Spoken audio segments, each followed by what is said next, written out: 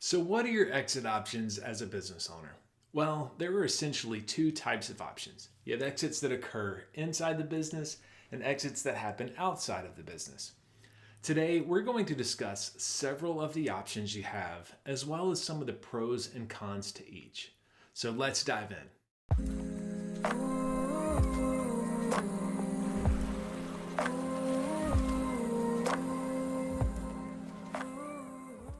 Hey guys, I'm Chris Allman, and I'm here to get you equipped to exit. So thanks for joining me today as we learn about the different types of exit options you have as a business owner. So let's start off by looking at the most common internal transfer of ownership that most business owners pursue, an intergenerational transfer. In other words, they'd like to transfer the business directly to their heirs, which is most commonly their children. Now, I said this is the most common transfer that owners pursue, but I didn't say that it's the most common that they choose. Around 50% of owners would like to transfer their business to their child, but in reality, only about 30% actually do. So let's take a look at some of the benefits of transferring ownership to your children. First, you're able to preserve the business legacy, which is very important to a lot of owners. Next, you're typically able to plan out the transfer well in advance. You're able to maintain more control over the process and the transition period, which generally means that there's less disruptions. It's typically less expensive to implement, and you generally have higher motivation by both the buyer and the seller. Now for the cons. When transferring ownership to the family, it can be tough to navigate those family dynamics. Some family members that aren't in the business may feel that they deserve ownership. So there can sometimes be a lack of funds available by the younger generation, which makes it tough to execute the purchase. Sometimes it leads to a lower sales price as well. So you also run the risk of upsetting key employees that may feel that they're better qualified or that they are more deserving. This is ridiculous. I have been a fine employee for over 10 years, and this is the way you treat me. And sometimes the younger generation has different ideas for how to run the business that may either lead to stagnant growth or just not being accepted by some of those long-term employees. Now let's look at another option that happens inside the business, a management buyout. A management buyout typically involves the owner selling the business to the company's management team, where they then use the company's assets to finance a larger portion of the purchase price. So some of the pros of using this type of exit are the ability to maintain continuity in the business. Since the business will be in the hands of the team that helps run it every day, there's usually not really much of a risk for disruption, and you get to keep your key employees. Yeah! You also typically have highly motivated buyers. They're ready to have the opportunity to participate in the growth beyond just their salary. You're able to plan the transition over time, and you may be able to pair it with an outside buyer or an outside option to give yourself even more opportunities.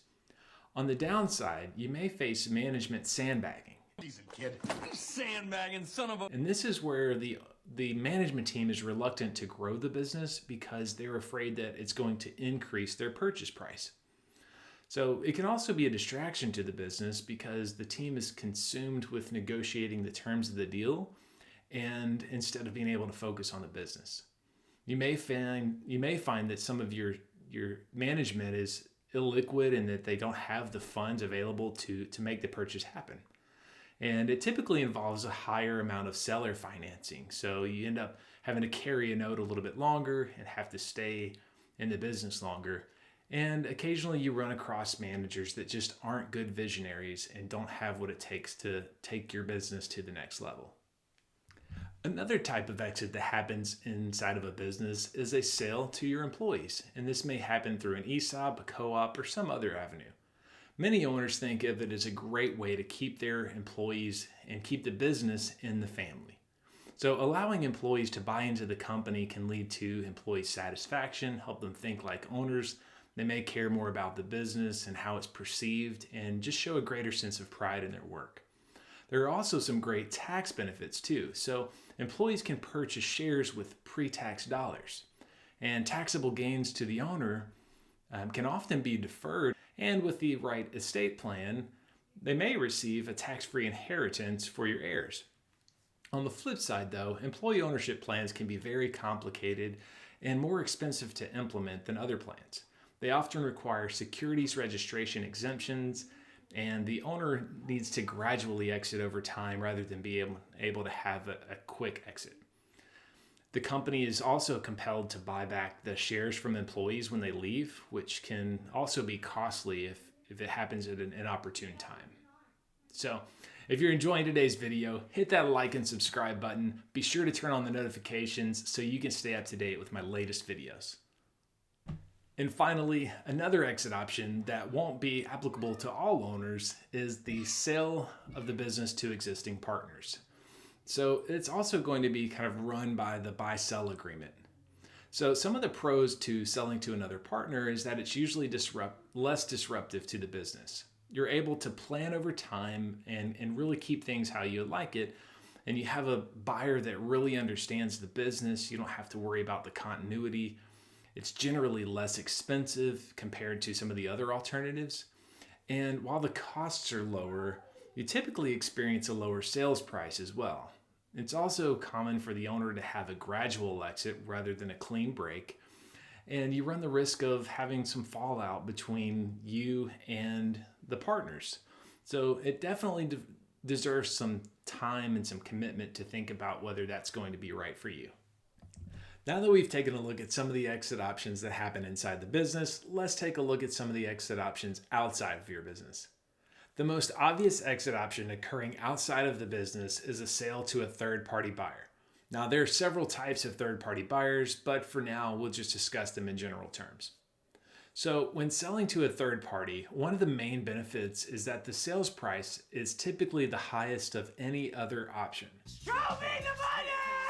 It typically provides you with more cash up front, and you're generally able to leave your business more quickly. So it can also provide a structured process with stable deal terms, meaning once the deal occurs, you know what to expect. It can be a cost-effective solution to implement, and you won't have to worry about illiquid buyers or potentially disrupting the family dynamics that you have. On the other hand, the overall process can take quite a while to execute. Buyers are going to want to do their due diligence to make sure that the business is as good as you've made it out to be. So you may experience a distraction, a lack of focus as you're handling all of the buyer's requests. So another thing to consider is how to incentivize your employees to stay once you're gone. There may also be privacy concerns if your business is large enough to attract that kind of attention, which that can always change your perception in the community.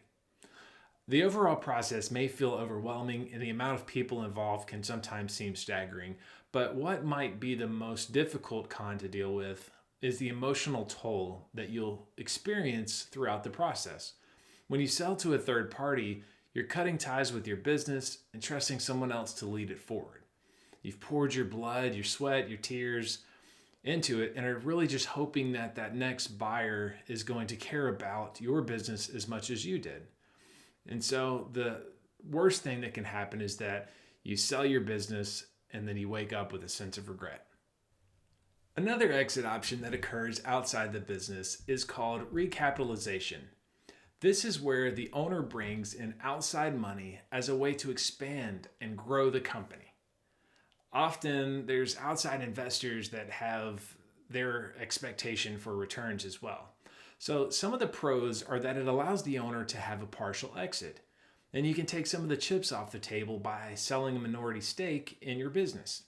So you're able to reduce your individual risk and diversify your assets. So it may also provide some additional capital to the business to get it to the next level, which you may not have been able to do on your own.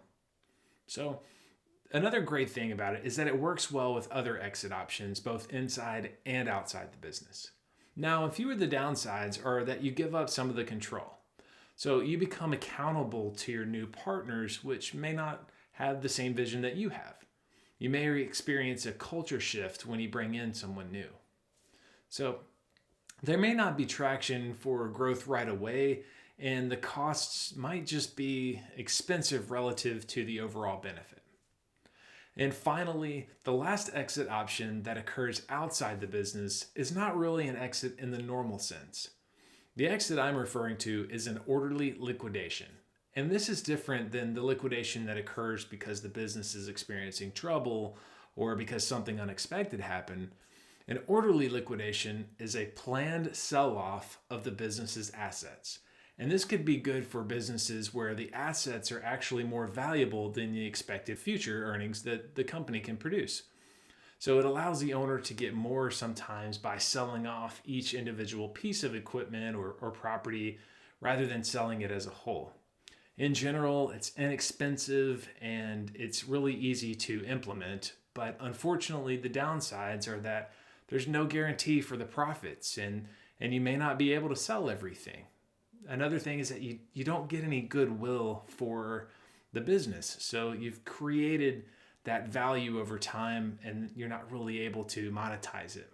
It can also be an emotional roller coaster as well, because there tends to be a stigma, whether that's right or wrong, but people look at it as if you've failed. So it's hard for you internally not to feel that same way. But it is a very viable option and makes a lot of sense in the right cases. As you can see, there are quite a few exit options to consider as an owner. It might be that the perfect exit option for you is not the one you thought it would be. The best advice I can give you when it comes to choosing an exit strategy is to learn more about them. Be willing to ask questions and keep an open mind. And don't wait until you're feeling a desire to exit. When you reach that point, it'll be much more difficult to evaluate your options with careful consideration. So as always, I hope you enjoyed today's video. Hit that like and subscribe button to stay on top of the latest updates. And drop me a comment. I'd love to know what it is that you're thinking about when it comes to your exit and how I can help answer those questions for you. And I'll see you soon.